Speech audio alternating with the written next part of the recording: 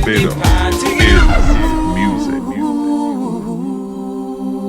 Barbados, welcome to your program, Barbados Is Music. I'm the Admiral. Thank you for your support over the last two programs. And with me, of course, is Carol Roberts. Yes, Admiral. And this week we're at the home of Krosfyah. That's what everybody calls it. Where are we? We're at the Paling Club on Tweedside Road. So we get a chance today to talk to Edwin Yearwood about the story of the band, talk to QML, very excited about that. We also have a chat with Tony Rebel Bailey. After all, it is the Krosfyah story. But it all starts with Cranston Brown.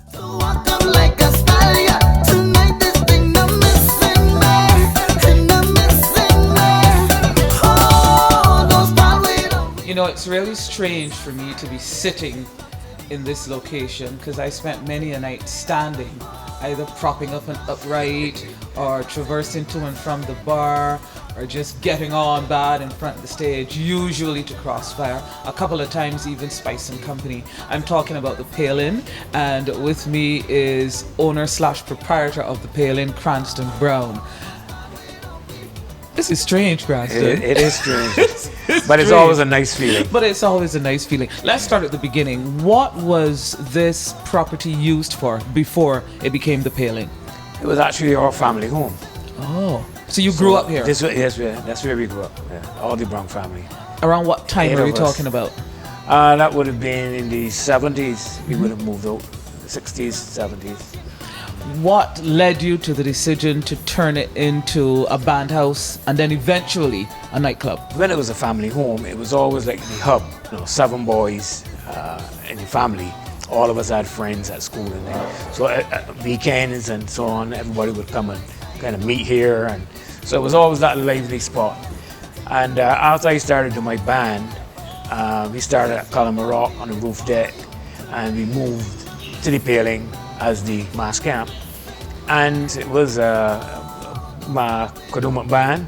We started out with 75 members in the first year back in 1985, and we actually grew to over 1,000 when I decided to call it a day. The fetes were at the roof deck, and they were very popular in the first 2 years.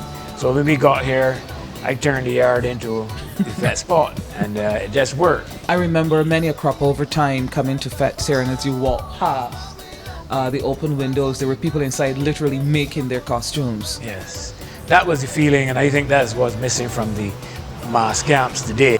Did the foray into the nightclub, the huge fetes, did that happen gradually, or was it a conscious decision on your part? It happened gradually. When it started, it was actually just the house and the backyard. Yes. And we expanded, I think in about 92, that we had to take on another lot. You had to. We started in a very small space. But that intimate feeling, I think, is what made it very popular. Well, people came from all strata, so nobody bothered about whether he was a bank manager or, a guy from down Tweedside Road. And what happened in the Paling stayed in the Paling. Yeah. And I must tell you about the way it became the Paling. As you know, there were no chairs. I took a conscious decision not to put chairs. Who needs chairs? So you had to fet, you had to dance, and you had to prop up, as you said, for the Paling. Yeah. And the fellas decided, some of them like to go against the galvanized, and they called it the Paling. The live bands actually started with Krosfyah and Square One at the time, because Robert Weeks worked with Square One in the early days, and he was my designer. They actually recorded quite a few songs for my band. The songs were named after the bands. Yes. And after that, my sister Maggie worked at Mutual with Phil Phillips, and he was managing Krosfyah, and he said, man, I got this little group, give them a chance.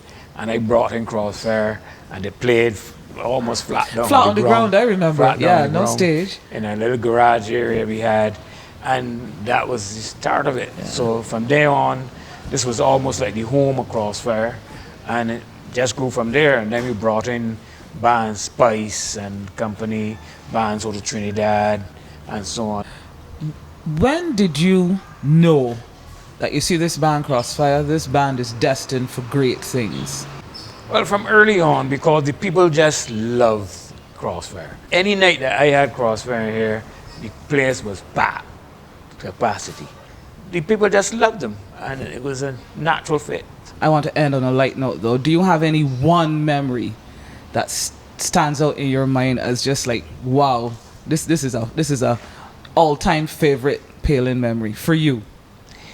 Well, I can tell you the thing that sticks with me is at 5 o'clock or when the sun came up on mornings, to see the amount of people going up with white feet. The marrow. And there's another one. One morning, an old lady about 6 o'clock was going to church, and the fat was still kicking, and she came in the gate, put down 2 wines, and said, "I got to praise the Lord." Life in the Caribbean, huh? Life in the Caribbean. I want to thank you very much. Thank you very much for the memories of the Palin, and thank you for chatting with us today. Pleasure, mate. It's an explosion of music like you've never seen. It's the best of Barbados at 50. It's Digicel Barbados Is Music. One night, one stage, 3 of the best Bajan bands. Square One. The dance on fire. If I stop back, can't do that. That's the money. Krosfyah. Music full of this soca is. Are you ready? Yes, sir. Coalition. Ready to get on bad. Yes. Ready to mash up the yard. All together for the first time at Kensington Oval on November 29 for a once-in-a-lifetime performance. It's hit after hit after hit. It's Barbados Is Music. New year, new style, the rhythm of it run wild. Come to break away, fan the flames all day. In any session, you know we have a mission. Come to break away, fan the flames all day. Well, when you talk Krosfyah, of course, you talk Edwin Yearwood, but we have seen in recent years a young man who joined this group rather early without all the experience really play a very important part. He started with the Pinelands Creative Workshop, then I remember him being in the Teen Talent Contest, and he's going to tell you a lot about himself. Welcome, Kyomal. How you doing? Kyomal, talk to me, man. The journey, I don't even want to start at the Pinelands Creative Workshop, but I know that must have had some influence on your ability to come into the band and immediately register your presence. Yeah, it did. I used to start off singing in church, singing in the choir at school, and it kind of, people in my neighborhood kind of knew that I used to sing. So somebody came around and asking around the neighborhood if people wanted to participate in this new competition that the Pinelands Creative Workshop was having, and my brother kind of signed me up without me knowing, and I didn't think that I could do calypso at that time because all I had ever done was sing gospel music and sing in the choir and stuff, and I said I'd give it a shot, and I went on to win that competition. During that competition, I actually had my first interaction with Edwin through a mentorship program, and Edwin wrote the song for me the second year that I was there. That in itself was a challenge because Edwin was so busy at that time. I remember getting my song like 3 days before the competition, and I remember being backstage hustling and trying to remember all my lyrics, remember all my lines, and I went on stage and kind of brought myself to tears, as in I did not know that I would be able to do what I would have done with such a short space of time, and that was where I first got my first inclination that probably I should do entertainment on this level. Yeah. It wasn't until I was performing in the Reggae Lounge one night with a band by the name of Double Explosion. I was performing and I happened to be singing an Edwin Yearwood song by the name of Handyman. I looked up the steps and I saw Tony Rebel Bailey and I saw Michael Agard from Krosfyah. The following night, I got a phone call and it was Michael Agard telling me, they saw my performance the night before. They were impressed and they would want to know if I would be willing to be a part of the band. They were looking for a replacement. And I was like, okay, well, I have to speak to some people. I have my people call you back, and and I put on the telephone and I was like, mommy, Krosfyah just called me, and then basically that it was there. I was 17 years old at the time, and I've had the opportunity to do many things, tour the world, and I was always grateful for that opportunity. Going back to the mommy part, I mean, of course, you did say you were with the band Double Explosion. Yeah. So you have to create an exit there. Yeah, and it just happened. Everybody was so happy. Oh, they were happy for me for the opportunity because they know at that time Krosfyah was the thing to, and I was always a fan before. I would always remember going. I remember going to the After Dark and watching Krosfyah, watching Square One.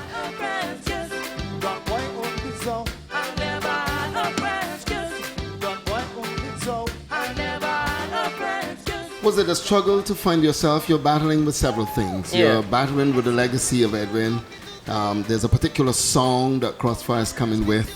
The audience, like, they don't want to see anybody else on stage, and then up comes this youngster with no experience at his level. What were those times like for you? It was a challenge, to find my own identity and stuff within all that was going on. But I always had that camaraderie, that always support, from Edwin, Tony, and the guys would always give me pointers, show me the ropes, and tell me, just do you. Let's talk about your tours. How is it touring with Krosfyah? Oh man, it's amazing. I've been places where you walk off the plane and people greet you with champagne and greet you with bouquets of flowers. Places where we've had to have security at the elevator and at the stairwell, and stuff like that had to be ushered through places, and that whole experience has been amazing. And just being able to go certain places and see people screaming your name and people singing along with your music. But you do have some really nice songs. Where are you now as far as that is concerned? I'm working on a different level in terms of being an entrepreneur. Entrepreneur, what are you doing? What are you selling? What are you into? I have a baking business. Oh, you're the baker. That's really nice. My co-host Carol is a baker. Have you ever had a chance to sample any of her yes, sweet I bread have. that we find so very difficult to get on this show? I've been blessed enough to have a little and you would say that she has arrived? Oh, She's yes, good? of course. But then why would you say anything else on this show? Barbados Is Music, ladies and gentlemen. This is Kyomal from Krosfyah. Kyomal, we are happy with the journey that you have embarked on. We in Barbados feel that you've come a mighty long way. Thank you. Improved leaps and bounds. We're happy to hear about your bread. Yums and crumbs. Yums and crumbs. Yums and crumbs. Yeah. Yums and crumbs. Yums and crumbs. Look out for Kyomal. Yums and crumbs. And he's going to be live, of course, at Kensington. Well, not with Yums and crumbs, but with Krosfyah. Krosfyah. Thank you, Kyomal. Thank you so much. It's an explosion of music like you've never seen. It's the best of Barbados at 50. It's Digicel Barbados Is Music. One night, one stage, 3 of the best Bajan bands. Square One. The dance on fire. If I struck back, can't do that. That's the money. Krosfyah. Music full of this soca. Are you ready? Yes, sir. Coalition. I'm ready to get on bad. I'm ready to mash up the yard. All together for the first time at Kensington Oval on November 29 for a once-in-a-lifetime performance. It's hit after hit after hit. It's Barbados Is Music.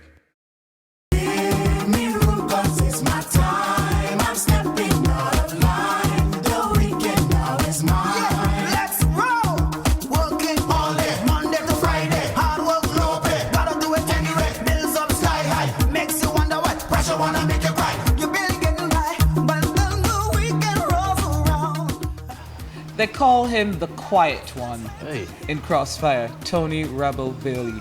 Is that true? I am. I could be quiet. one. I could be quiet. I could be quiet. I'm the nice one. Oh dear. Yeah. Here we go. I'm the nice You're one. throwing down that challenge. Yeah. I'm the nice one. You're the I'm nice one. Yeah. How many years with Krosfyah? 26. 26. Do you remember how you came about to join the band? Yes, I did. They were breaking from high level. I was with a gospel group, Vision. Me and Marky Rage, who used to be a member of Krosfyah as well, and Mikey Agard used to sell him used keyboards. Wasn't really working good. So many times I had to call him and say, "Mom, Mikey can't check this keyboard." So he came to rehearsal and he saw me playing. So he took my number and that's how I think it happened.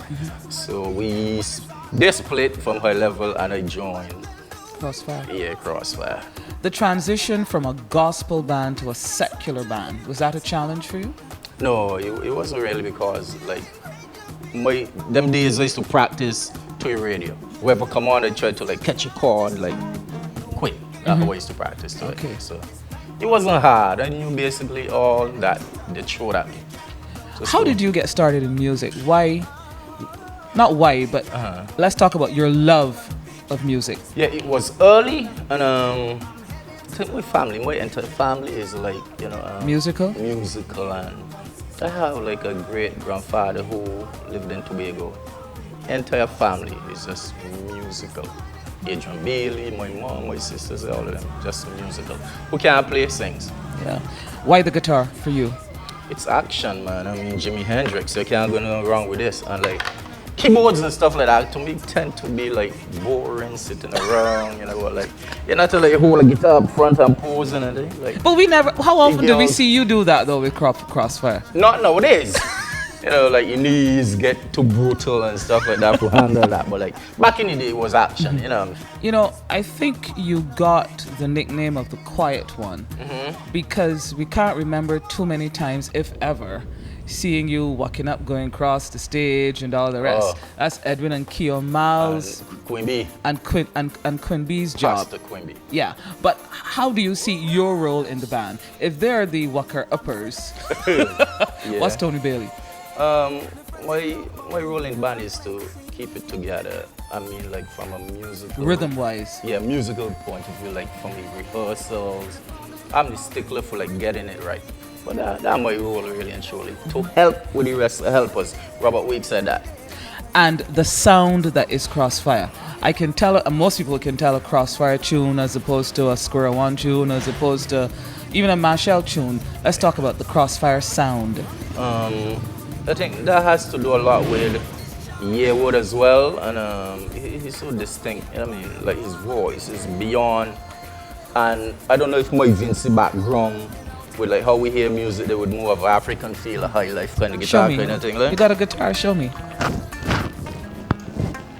That kind of thing. Scratch up me back it down, brother. I hear beer, that kind of thing. So like, when you blend them along somebody like Nicholas Branca, who helping you harness that, I don't think you could go wrong with that. You can't.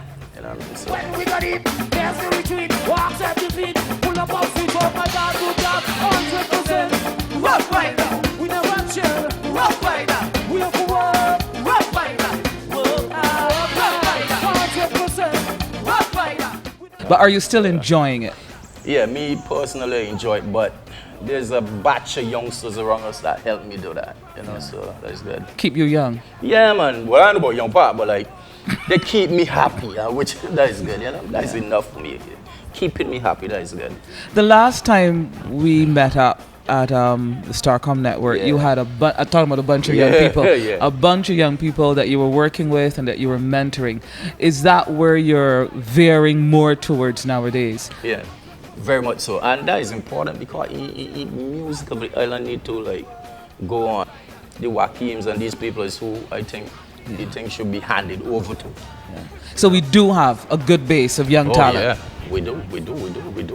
And I think we're gonna unleash Wakim on the world through Krosfyah. Yeah, he is awesome, isn't he? Yeah. Very He's bright young brilliant. man. He has all the ammunition. You just gotta get along for walk up like some of them, you know. Is that your job? Will that be your job? I got to get Mali and them men teach you like a few things. It's too square, man. That boy, oh Lord. But like, the place is in good, you know, good hands. This is how many years now for Krosfyah? 26 years for Krosfyah. 26. What has kept the band together and popular for so long, do you think? Wow, that's a great question. I think that a vision of the original members really was important. Yearwood, for sure, his talent and his writing ability, because out of all his songs, right, really and truly, the only songs that really penetrate outside on a big level is the ones that Edwin do. Some of mine's, you know, like a Calor, then kind of thing, Rough Rider, you know, then kind of things. But the majority of songs is Yearwood. So I gotta say like Yearwood, and people like Mikey, men are relentless. You know what I mean? And try and keep it together. I think Mikey did a really good bit back in the day, like play the daddy role then. You know, Felix always there with some good advice. He's a visionary, although his story would not be told like that. Yes. He was the one who came up with the name of the band, his spelling of it, and all that kind of thing. The colors, all that kind of thing come into play, you know. The fans really played an important part, and I believe somehow in the heavenly realms we were put here to do this. I think it's something like fate, special, destiny. I like that. Yeah. So I want to thank you very much. And I want to end this interview with you playing me a little bit of my favorite song, Waiting for Love. Tony Bailey, The Krosfyah Story. I've got to wait till my time is come. Won't let frustration pull me down. I'm waiting for my love to arrive. Things are really slow on the highway of life. Yeah. I see a big truck. I see a big truck. I see a big truck. Big truck. People only walking up. People only walking up. People only walking up. People only walking up. Ladies, handle your business. Walk the bumper. Handle your business. Walk the bumper. Handle your business. Walk the bumper. Handle your business. Walk the bumper. Handle your business. Walk the bumper. Handle your business. Walk the bumper. Handle your business. Handle your bumper. Handle your business. Make the bumper roll, roll, roll, roll, roll, roll, roll, roll, roll, roll. And so the Krosfyah story continues with a head honcho of a band that has definitely stood the test of time. Let's welcome a man who's won all the titles here in Barbados in any one year. He is the only one in the Calypso arena to have done it. Edwin Yearwood. What's up? Yeah, up for it. I don't know if a lot of people realize this, but I remember you as a youngster singing backups in a tent called the Kings of Kings. I believe it was yourself, it was Lemuel Waith, and Alison Hines. You remember that stint? I remember that, yes. I remember that. I remember also singing about vocals for Battleground Time. Yeah, Battleground Time as well. Right. But Edwin, I mean, that was then. Now you've come such a long way. And I always say when the history of the Caribbean is written, Edwin Yearwood must be featured. Go all the way back to the beginning and talk to you now about your entry into this arena. Where did that happen? How did that happen? I was just around the place, singing all over the place as a child. And we had just recently moved to St. Barnabas, my mother and my family. And there was a tamarind tree right by Pine Primary that was always vacant. And I would go there, I would borrow my stepdad's guitar and a recorder that I had, and I would go up to the top of the tree and try to make my own music, keep my company, as long as I got back inside by 6 o'clock. So one evening, some guys from St. Barnabas passed, and I didn't know they were there, and I was singing and stuff like that, and then they said, who's that buddy singing? I didn't answer. They said, well, I'm not leaving here till you come down. So eventually I had to come down because I had to get home. I had a curfew for 6 o'clock. They asked me if I was interested in entering the teen talent competition, and the entire village got behind me, the entire village. I was a poor person. So one person in the village took care of pants, one person took care of transportation, another person took care of the soup, and we went into the teen talent. We got into the teen talent that year. We barely made the preliminary, but we corrected everything and won that year, and that was it from there. So you would say that is where Edwin Yearwood started to get some notice? Yeah, started to get a little recognition there. I think the main race for me was in 1992 at the CBU Song Festival. Yes. That was the main race for me. When this competition came about and it said, enter your own song, I went to the Stardust Count lunchroom and wrote a song and sent it in, and they chose the song, and I was real shocked. But it changed everything for me. It changed the outlook of entertainment, because I was exposed now to a completely different world, a world of backstage and that kind of thing that you would not have been able to see. So I took it even more seriously. Alison and John King were unbeatable that night, in my opinion. As I would have had sour grapes back in the day. Everybody wants to win, but I don't think anything would have beaten that. All right, so Edwin Yearwood's name is out there. So you decided, well, let me enter the Calypso competition. Was that really how it happened? Not really.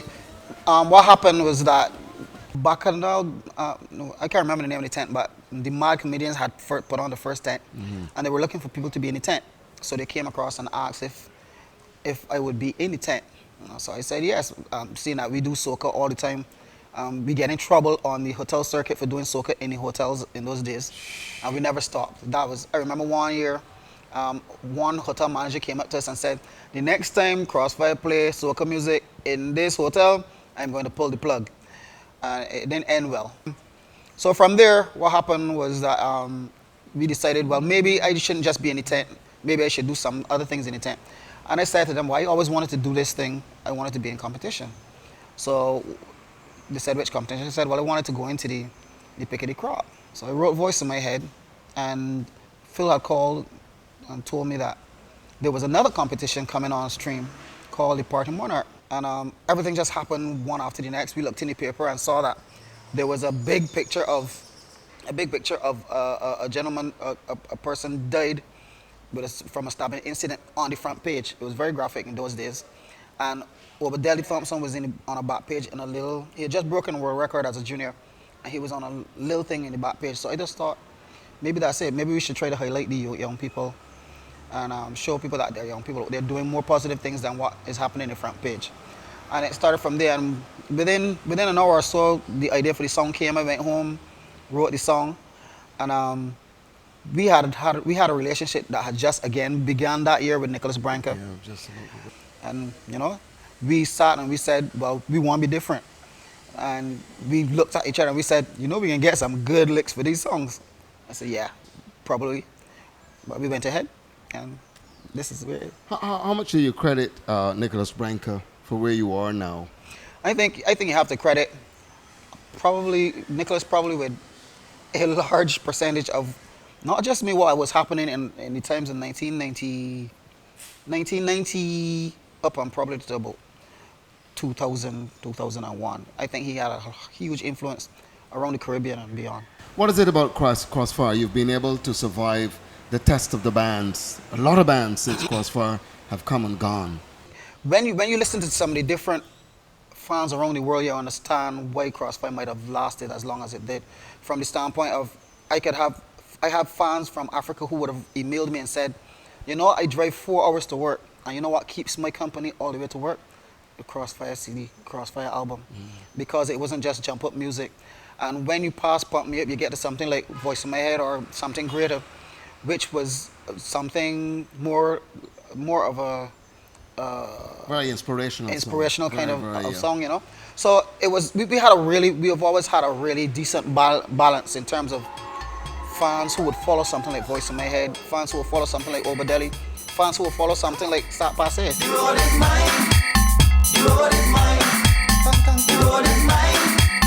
The road is mine. We hook up on the highway with food and plenty drink. All together. We plan on going home. Their music, no time to think. All together. And when we start to rumble, it's rumble all the way. All together. We ain't fighting nobody. We welcome you. Katie Stop. You continue to enter certain aspects of the competition, the party, and the sweet soca and stuff. And of course, the question that I can't leave this interview without asking, what about the Calypso Monarch competition? You've promised for so many years. Have to come back.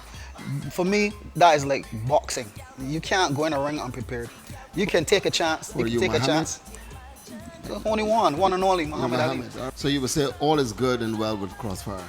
All is fantastic with Krosfyah. I think Krosfyah has ridden so many challenges over the years, so many different changes in not just the music, but the business of music around the Caribbean, around the world. And we're still here. We're still doing what we do. We're still touring.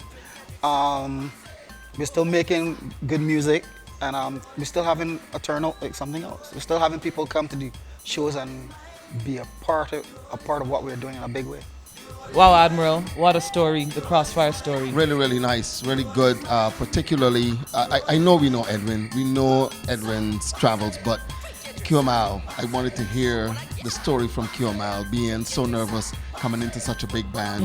And you know, he's doing so well. So happy for him. Yeah. For me, it was the memories of Cranston Brown, but Tony Bailey being, as he describes it, the anchor, the one who makes sure that the music is right, the quiet one that we realize is not quiet at all. So we've got one more program to go. Do join us again next week. And once again, we say Barbados is music.